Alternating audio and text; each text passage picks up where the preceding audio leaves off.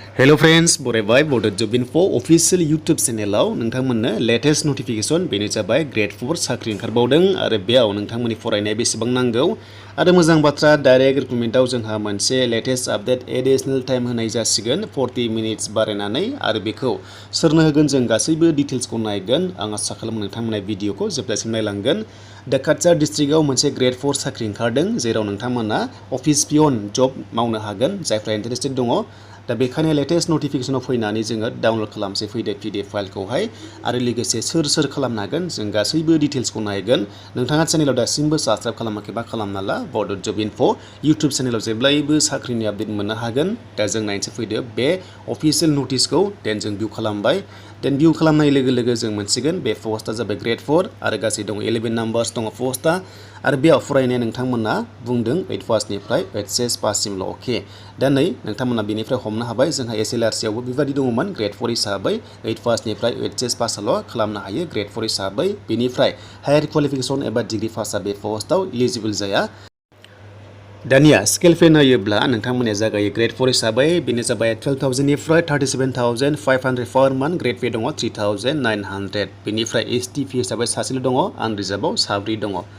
दा नोंथांमोना एलिजिबल जागोन जायफ्रानोखि 8 पासनिफ्राय HS पाससिम खालामनो हागोन बैसोआ 18 इयार्स बेनिफ्राय मेक्सिमाम ST हिसाबै 5 इयार्स बारा मोनदों देन 45 इयार्स जागोन ST फोरा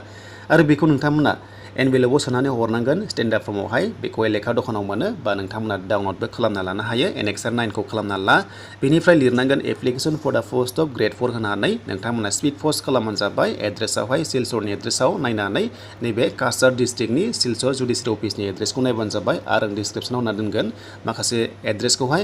आरो जायफ्रा लकेलिटि स' नोंथांमोना थांनानै डाइरेक्ट नोंथांमोना ड्रप बक्सआवबो दोननो हागोन थ' नोंथांमोना हैनो हागोन आरो बिनि लास्ट डेटआ 31 आगष्टसिम थागोन दायो सोलिगासिनो दङ अफलाइना अके अफलाइन देन बेनिफ्राय जोंहा बिनि माखासे डिटेल्सखौ नायोब्ला गासैबो डकुमेन्ट्सखौ नोंथांमोना जेरक्स कपि खालामनानै सेल्फ एटेस्टेड होबानो जाबाय आरो बेयाव एग्जाम जाया अनलि नोंथांमोनखौ इन्टारभिउ एबा अरेल टेस्ट लानाय जागोन होनना बुंदों आरो लोगोसे एनि चेन्जेस बा modification in the selection process will be notified in the official website सोलायनोबो हागौ आरो जेब्ला सोलायगोन अफिसियेल साइटआव होनाय जागोन होनना बुंदों आरो एडमिटखौबो नोंथांमोना बे अफिसियेल साइटनिफ्रायनो डाउनलड खालामनानै लानो हागोन बे जाबाय Grade 4 भेकेन्सि सिलचरनिफ्राय फैनाय देन बेनिफ्राय जों नायनोसै फैदो SLRCनि जोंहा माखासे लेटेस्ट आपडेट बेनो जाबाय एक्सट्रा एडिशनेल टाइम आरो बेखौ सोरनो होदों जों बेखौ नायगोन देन जोङो डेस्कटप साइट खालामना लाबाय आरो बेयाव नोंथांमोना एडमिटखौ डाउनलड खालामदो जायफ्रा एडमिट मोनाखै स' नोंथांमोना कन्टेक्ट खालामनो नाजा मोनसे नाम्बार दंखायो बेयाव कन्टेक्ट खालाम नोंथांमोना अफिसियेल नाम्बाराव देन जों अफिसियेल नटिसखौ नायनोसै फैदो मा होनदों बेयाव दा बे जाबाय जोंहा सेबानिफ्राय फैनाय आरो सेबाया ओरैबायदि मोनसे रिक्वेस्ट हरदों कि DC अफिसाव गासैबो डिस्ट्रिक्टआव ओरैबायदि केन्डिडेट्स दङ बेनो जाबाय माखासे ब्लाइन्ड केन्डिडेट्स दङनो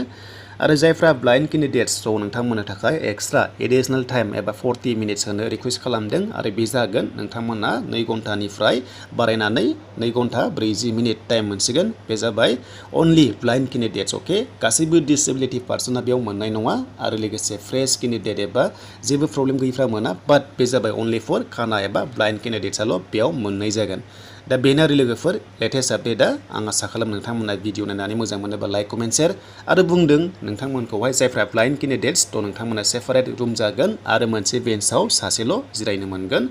थ' बेनोसैमोन लेटेस्ट आपडेट